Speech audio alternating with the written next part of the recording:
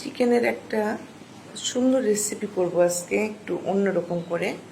এখানে আমার প্রায় 2 কিলো চিকেন আসছে, ফার্মের মুরগি, আর সে কারণে আমি লবণ আর লেবু দিয়ে ভালো করে ধুয়ে নিয়েছি।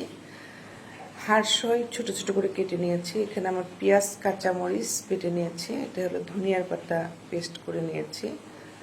টমেটো পেস্ট দিয়ে দিলাম, এখানে 2-3টি টমেটো আছে। আর দিলাম একটু লবণ, একটু গরম মশলা, একটু জিরার গুঁড়া, আর দিলাম একটু ধনিয়ার গুঁড়া।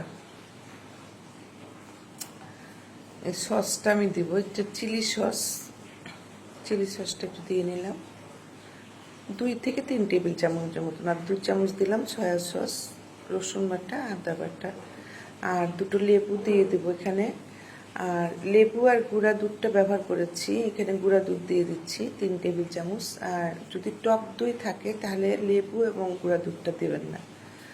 তো এই তো মাখিয়ে নিয়েছি। এখন এটা আমি আধা ঘন্টা থেকে 40 মিনিট রেস্টে রেখে দেব।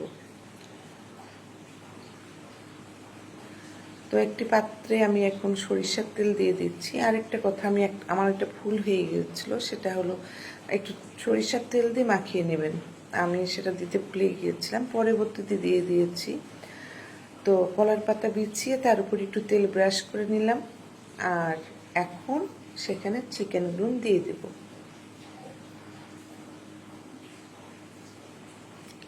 কলার পাতাটা অবশ্যই একটু ডাবল করে দিবেন, তাহলে নিচে পুড়ে গেলেও কলার পাতাটার একটা আসবে। মানে আমি নিচে ডবল করে দিয়েছি।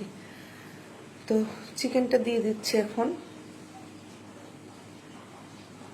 আর উপর থেকে একটু সরিষার তেল।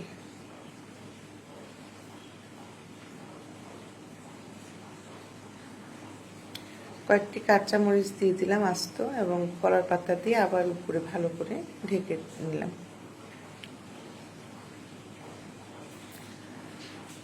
তো এখন এই তাওয়ার মধ্যে আমি বসিয়ে দেবো, ডাইরেক্ট এই পাত্রটাতে জাল দিব না। আর ফুটোটা এরকম টিস্যুতে বন্ধ করে দিয়েছি।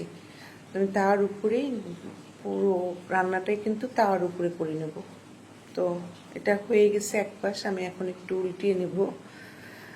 প্রথমে ভাবলাম যে ওই পাত্রে হবে, ওটাতে হবে না। এখন আমি একটা অন্য পাত্র নিচ্ছি, সেই পাত্রে এখন উল্টিয়ে নেব। এই তো উল্টিয়ে নিয়েছি। তো এখন ওই পাশটা আবার রান্না করব। তো পুরো প্রসেসটা করতে কিন্তু আমার প্রায় 1 ঘন্টাই লেগেছে।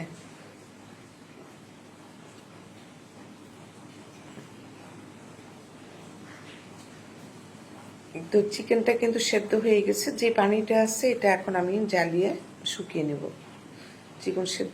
চিকেনটা একদম সেদ্ধ হয়ে গেছে।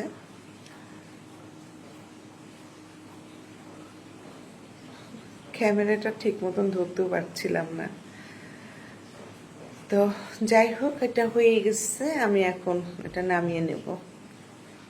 তো এই তো হয়ে গেছে, এবং খুব সুন্দর একদম সফট জুসি চিকেন হয়ে গেছে।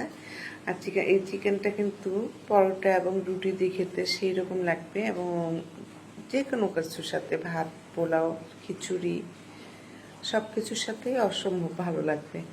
তো আমি লুচি বানিয়েছিলাম কিছু, সেই লুচি দিয়ে আমার এই পিচ্চিগুলোকে বসিয়ে দিয়েছি।